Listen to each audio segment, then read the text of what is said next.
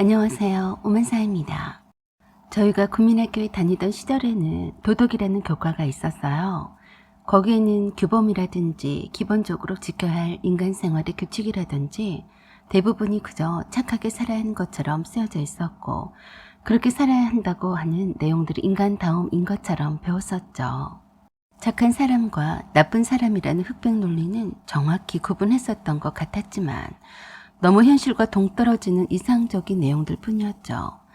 왜 세상에는 진실보다 거짓부렁이 많다는 것과 주변에 착한 사람보다는 나쁜 사람이 많다는 것, 그리고 도덕생활에 나와 있는 교과서대로 사는 사람은 다른 사람에게 이용당하기 쉽다는 사실. 그런 사실들을 왜 현실감 있게 가르치지 않는지 모르겠습니다.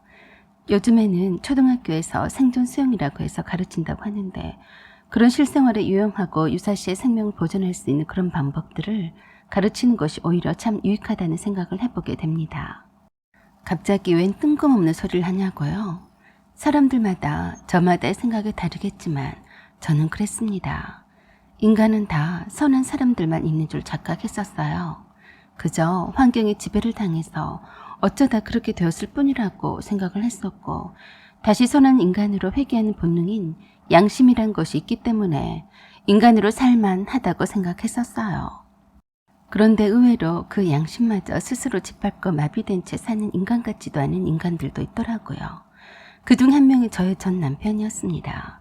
저는 정말로 바보같이 전 남편을 만나기 전까지 사람한테 한 번도 제대로 되어본 적이 없었습니다.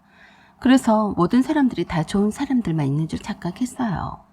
저는 타고난 성격이 긍정적이어서인지는 몰라도 사람이 태생이 나쁜 사람은 없다고 생각했거든요.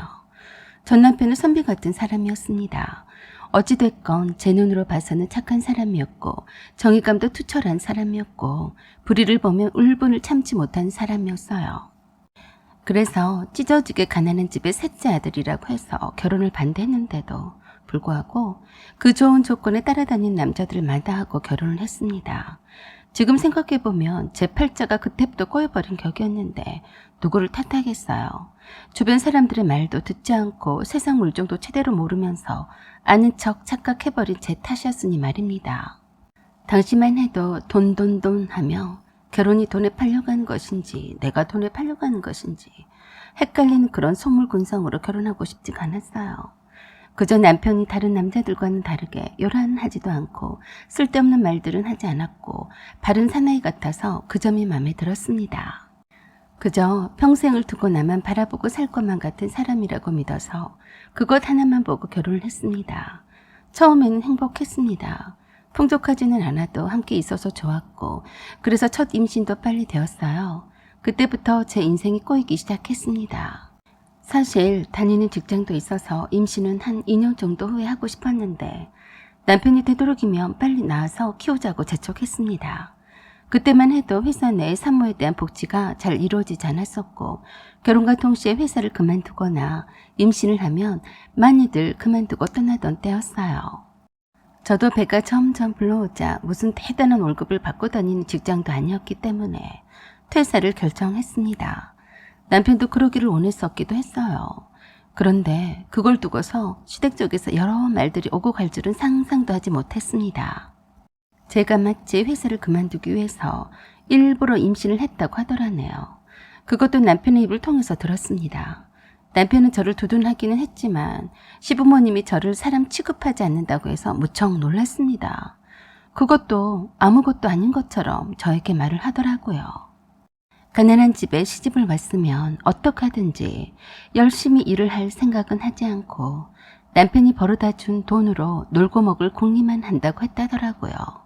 제 앞에서는 가난한 집안에 시집 와서 고맙다고 하던 사람들이 남편과 함께 제 뒷담화를 무진장한다는 사실에 놀랐네요. 더욱 놀라운 것은 그것을 아무렇지도 않게 저에게 그 말을 전하는 남편도 이해가 되지 않았습니다. 조금 충격적이었어요. 제 기본 상식으로는 이해가 되지 않았거든요. 나중에 알게 되었지만 늘상 이 집구석의 사람들은 앞에다는 똑바로 말을 하지는 못하고 뒤에서 엄청 씹어대고 뒷말을 하는 것이 삶 그 자체더라고요. 저는 그때 처음 알았습니다. 인간은 보이는 그대로가 아닌 저런 양면성 있는 거구나 하고 말입니다. 임신을 하게 되어서 제가 예민하게 된 면도 없지 않았지만 남편과 그 때문에 조금씩 말다툼도 하기 시작했는데 절대 뒷담화하는 자기 식구들의 욕은 남편이 직접 하기는 해도 제가 나쁘게 얘기하는 것은 용납을 하지 않더군요. 아니 그렇다면 아예 자기네 식구들끼리 하는 뒷담화를 전하지나 말든지 내 기분이 어찌되든 말든 상관없이 걸리지 않고 자기네 식구들끼리 나누던 뒷담화를 전해주곤 했습니다. 그만큼 저에 대한 배려는 전혀 없다는 것을 말해주는 것이었죠. 자기가 하고 싶은 대로 짓거리고 기분 내키는 대로 하더라고요. 살다 보니 본성이 그대로 나왔습니다.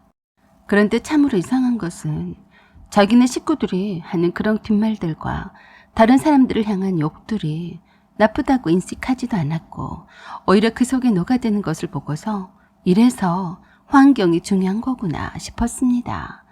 그래도 저는 그런 문제는 살면서 얼마든지 고쳐나갈 수 있다고 낙관했어요. 남편도 내 욕을 날이면 날마다 하고 자빠져 있는 시댁 식구들 앞에서 쪽이 많이 팔렸다고 하는데 나중에 신우의 말을 들어보니 엄청 제 편을 들어주더랍니다. 어이가 없다는 듯이 그러더라고요.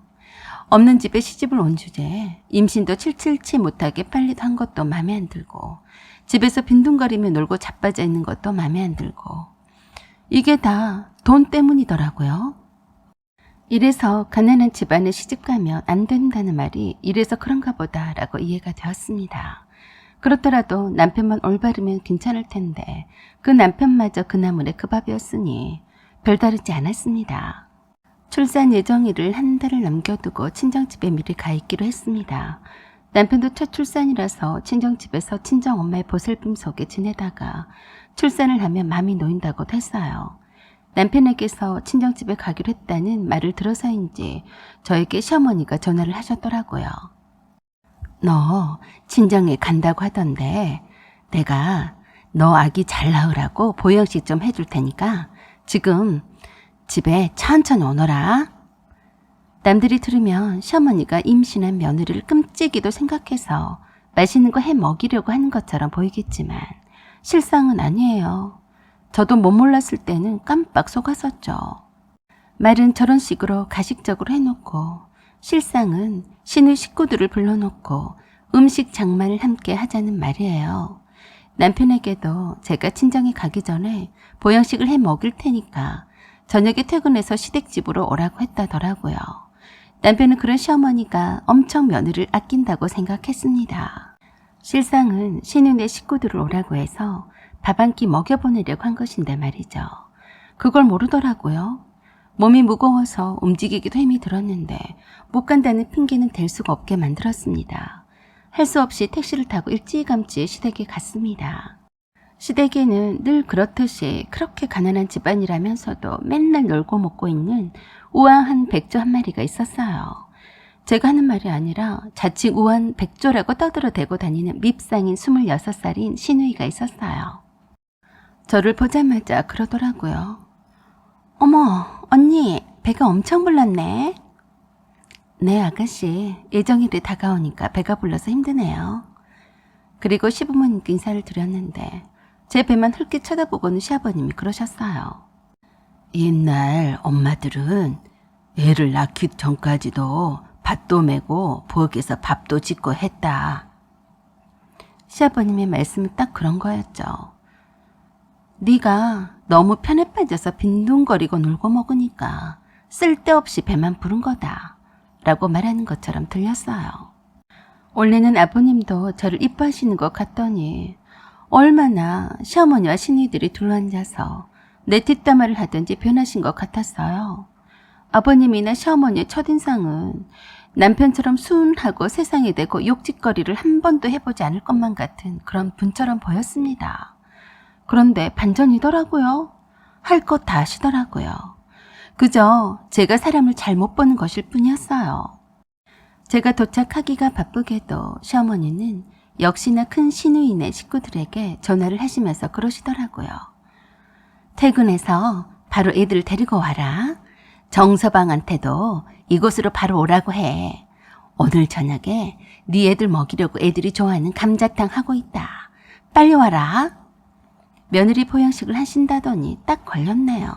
형님 나들들이 좋아하는 감자탕을 한다네요. 뭐 그럴 거라고 예상했기 때문에 아무렇지도 않았지만 시어머니는 큰 시누이와 통화를 끝내자마자 저에게 그러셨어요.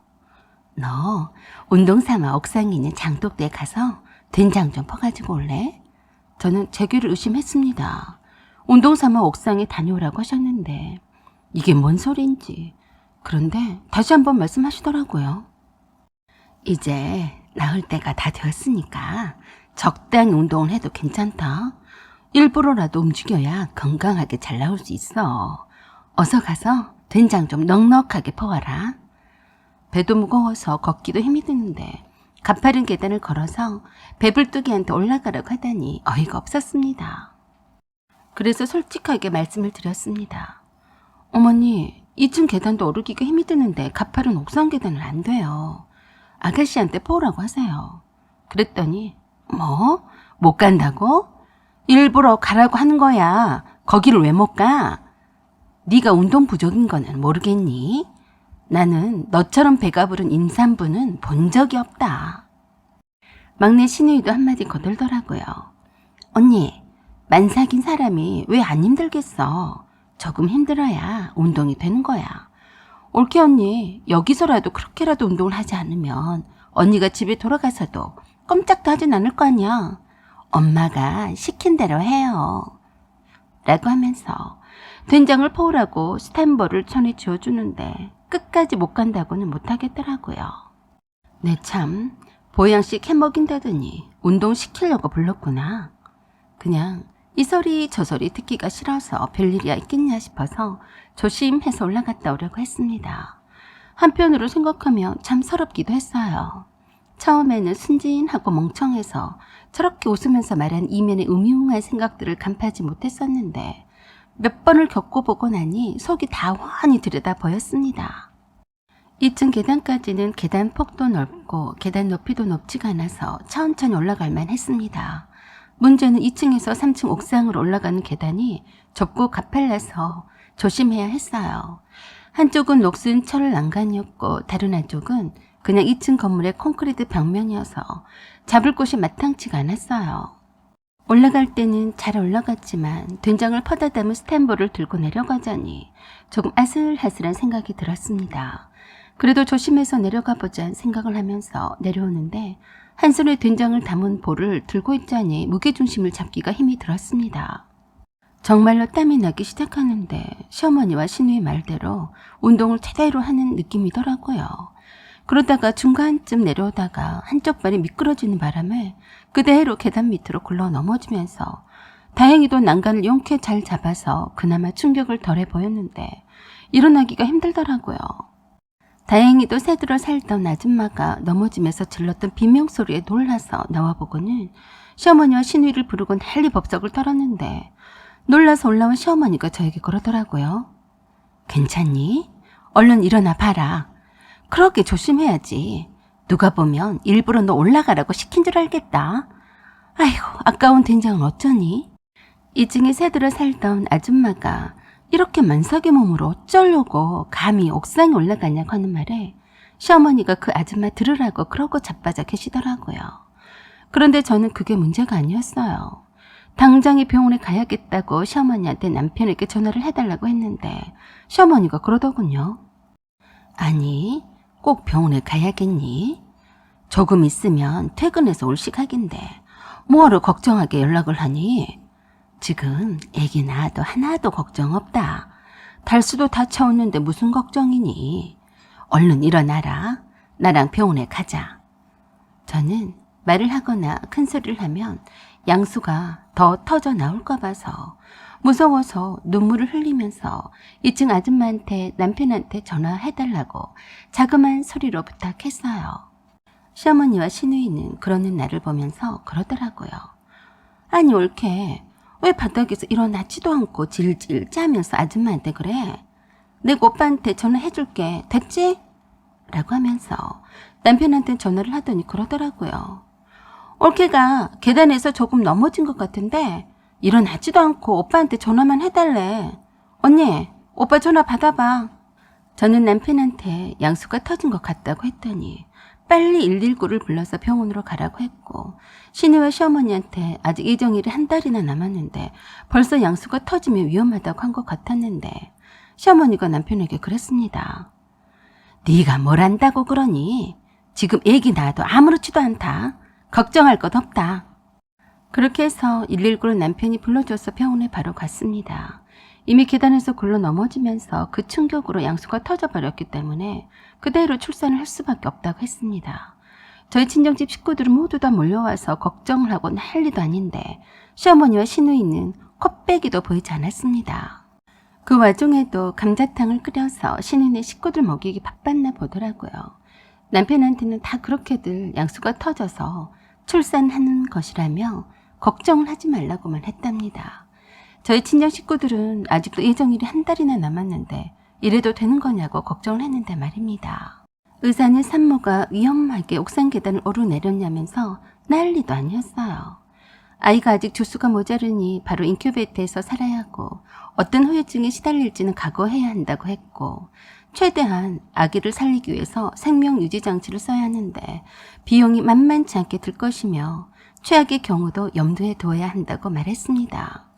그리고 겨우 살아난다 해도 정상적이지 않을 거라고도 경고했습니다. 그리고 그날 저녁이 고비라고 했습니다. 저희 친정 부모님과 언니와 동생이 병원에서 기도를 하면서 건강하게 아기가 살아나주기를 바랬고 의사의 절망적인 말에 다들 초장집 분위기였는데 이렇게 만든 장본인이 시어머니와 시누이는 감자탕을 퍼먹느라 정신이 없었는가 보더라고요. 그래도 그때는 그런 정신이 없어서 누가 왔는지 누가 옆에 있는지 그런 신경을 쓸 겨를도 없었습니다. 오로지 아기가 사느냐 마느냐 하는 판국이었으니까요. 응급 상황이어서 인큐베이터에 있는 아기를 저와 남편만 볼 수 있었는데 남편이 휠체어에 저를 앉혀서 아이를 보러 함께 갔습니다. 그리고 병실로 돌아왔는데 잠깐 남편과 둘만 있었는데 남편이 침대에 머리를 쳐박고 그러더라고요. 이럴 줄 알았으면 아기를 갖지 말자고 하지 그랬니? 내 인생이 이렇게 재수없이 쫑이 나는구나. 이제 애가 살아도 장애가 있다는데 어떡하냐고. 기가 막힌 것은 나였는데 내 앞에서 그러고 있는 저 인간은 사람이 아니라고 생각했습니다. 아이가 살아나더라도 장애가 있어서 들어가는 이런저런 비용 등을 어떻게 감당하겠냐고 하는 거였어요. 그래서 자기 인생이 쫑났다고 슬퍼하고 자빠져 있다니 인간이 아니었어요. 그때 제가 깨달았습니다. 내가 참 헛살하고 멍청했었구나. 저런 인간 멸종을 사랑해서 결혼까지 했다니. 그때부터였었던 것 같았습니다. 저는 달라졌고 독해지기로만 먹었습니다. 다행히도 아기는 건강하게 인큐베이터에서 잘 자라주었고 심장과 뇌에도 아무 이상 소견이 발견되지 않았어요. 의사 선생님들도 모두 다 이구동성으로 그랬습니다. 이건 기적이다 라고요. 저는 친정집에서 몸조리도 하고 아기를 돌보면서 솔직하게 이렇게 된 이유와 남편에 대해서 친정 식구들에게 말을 했습니다. 절대 함께 살 수 없다고 했어요. 기적이 일어나지 않았더라면 내 아이는 살 수가 없었을 거라고 했습니다. 저는 옥상에 올라갈 수밖에 없게 만든 시어머니와 시누이를 절대 용서를 할 수가 없다고 정확히 남편에게 말을 했고 인큐베이터에서 오늘 내일 하며 버티고 있는 아이를 두고 재수없이 인생이 쫑났다며 한탄을 했던 남편은 아이의 아빠 자격이 없다고 말해 주었습니다. 당분간 떨어져 지내다가 적당한 때에 서로 이혼을 하자고 했어요. 그래서 친정집에서 산후조리까지만 하고 저희 집으로는 돌아가지 않았습니다. 남편 아이가 보고 싶다면서 자주 찾아왔지만 보여주지 않았어요. 그리고 끈질기게 이혼 요구를 했습니다. 그러던 몇 달이 지난 어느 날이었어요. 가끔씩 둘째 큰 동서에게서 연락이 오곤 했는데요. 둘째 큰 동서가 저에게 그러더라고요. 동서 잘 있지? 시어머니와 시누들이 동서가 딸 하나 낳은 걸 가지고 유세를 떤다고 하면서 누가 옥상에 올라가면서 그렇게 굴러 떨어지라고 했겠냐며 동서 욕을 얼마나 했는지 모르네. 그런데 말이야, 큰 시누이 쌍둥이 아들 말이야. 세상에 글쎄, 동서가 넘어졌던 그 옥상 계단에서 뛰어서 내려오다가 다쳤지 뭔가? 그러면서 놀라운 말을 해주더라고요. 아니, 이상하지 않아? 쌍둥이가 나란히 같은 곳에서 굴러 떨어져서 지금 병원에 입원해 있거든. 하도 이상해서 그 계단을 살펴봤는데 그 계단에 누가 일부러 기름을 발라놓은 것처럼 기름칠이 되어 있지 뭐야. 소름이 다 돋더라고. 잘 닦이지 않아서 한참을 고생했어. 그러면서 둘째 큰동서가 그랬습니다. 사실 2층 아줌마한테 물어봤지 뭐야.